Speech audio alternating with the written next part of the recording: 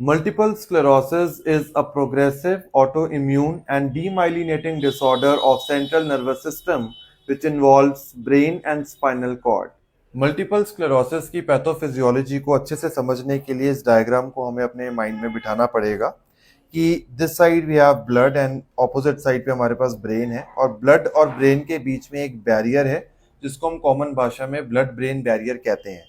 सारी चीज़ें जो हैं वो ब्लड से ब्रेन में नहीं जा पाती, कुछ स्पेसिफिक चीज़ें जो ब्रेन को रिक्वायर्ड है वो ही ब्लड से ब्रेन में जा पाता है। So we are talking about the T cells here which are the immune cells. तो ये जो टी सेल्स है अगर इन्होंने ब्लड से ब्रेन में जाना है so they need some kind of surface channel और they need some specific ligand जिसके थ्रू ये ब्लड से ब्रेन में जा सके। सो हम एक सिंपल भाषा में समझ लेते हैं कि जो टी सेल्स हैं if they want to enter in the brain from the blood then they need to cross the blood brain barrier and for that they have some kind of VIP entry। इनके पास एक अलग type की एक VIP entry है। they have a specific surface ligand जिसके through ये T cells जो है ये इस blood brain barrier को क्रॉस करके ब्रेन में एंटर हो जाएंगे। अब ये ब्रेन में जाकर माइलिन के साथ जुड़ेंगे और एक्टिव हो जाएंगे। so these T cells they get activated when they encounter the myelin in the brain और जब ये माइलिन के साथ एनकाउंटर करेंगे एंड देन जब ये एक्टिवेट हो जाएंगे so ultimately they will call more T cells to come from the blood into the brain by crossing the blood brain barrier and for that also they also need a specific ligand that is the VIP entry जिसको हम समझ रहे हैं। सो यहाँ पर और T cells आ जाएंगे और टी सेल्स आ जाएंगे और ये टी सेल्स दोबारा माइलिन के साथ जुड़ेंगे और एक्टिवेट हो जाएंगे and ultimately they will release some kind of inflammatory mediators like cytokinin, interleukins and etc. And these inflammatory mediators will cause vasodilation।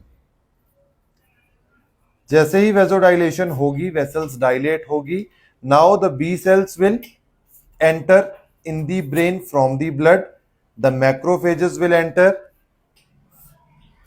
in the brain from the blood and again they will cause more inflammation and these macrophages they go and they phagocytose the oligodendrocytes। so oligodendrocytes जो हैं ये वो cell है जो इस myelin sheath को बनाता है और अगर माइलिन को बनाने वाला सेल यानी ओलिगोडेंड्रोसाइट ही नहीं रहेगा वही डैमेज हो जाएगा। सो अल्टीमेटली माइलिन जो है वो भी यहां से डिस्ट्रक्ट होने लगेगी, टूटने लगेगी which is considered as demyelination.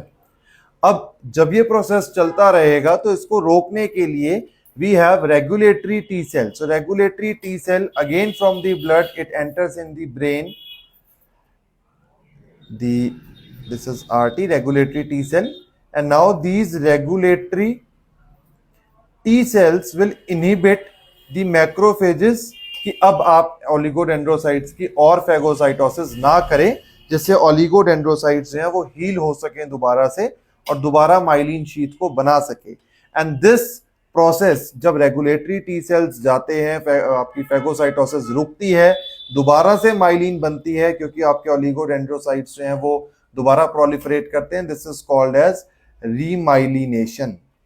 लेकिन प्रॉब्लम ये है कि जब तक ये कंप्लीटली रीमाइलिनेशन होनी होती है तब तक ओलिगोडेंड्रोसाइट जो सेल्स हैं वो पूरी तरीके से डेड हो जाते हैं या फिर वी कैन से कि जो रीमाइलिनेशन है वो हमारी कंप्लीट नहीं हो पाती, अधूरी होती है, इनकम्प्लीट होती है। तो कुछ एरियाज में रीमाइलिनेशन हो जाती है लेकिन कुछ एरियाज में रीमाइलिनेशन नहीं हो पाती। जैसे मान लीजिए इधर हो गई, इधर नहीं हो पाई। So what it will cause, इससे होगा क्या कि आधा एरिया रीमाइलिनेटेड है लेकिन फिर कुछ एरियाज है जहां पर रीमाइलिनेशन नहीं हुआ, वहां पर माइलिन नहीं है। सो वो हील करने की कोशिश करेगा by fibrosis and that is also called as sclera formation. वहां पर स्क्लेरा की फॉर्मेशन हो जाएगी, ठीक है। And this sclera formation at multiple areas is known as multiple sclerosis। As we know, multiple sclerosis is a demyelinating disorder। जिन भी nerves की myelin sheath disintegrate होगी या डिसरप्ट हो जाएगी उनकी नर्व कंडक्शन की जो स्पीड है, जो वेलोसिटीज हैं वो भी कम हो जाएंगी, ultimately which will lead to impaired function and impaired quality of life। Multiple sclerosis is more common in females as compared to males। The ratio is 3:1। लेकिन अगर ये मेल्स में होती है So the progression of this disease and the disability due to this disease is more as compared to females. Again, the genetic susceptibility plays an important role. Patients having genes coding for HLA-DR2 are more susceptible or more prone to develop the multiple sclerosis after a viral infection due to autoimmunity. And there are some other factors also like smoking and vitamin D deficiency also.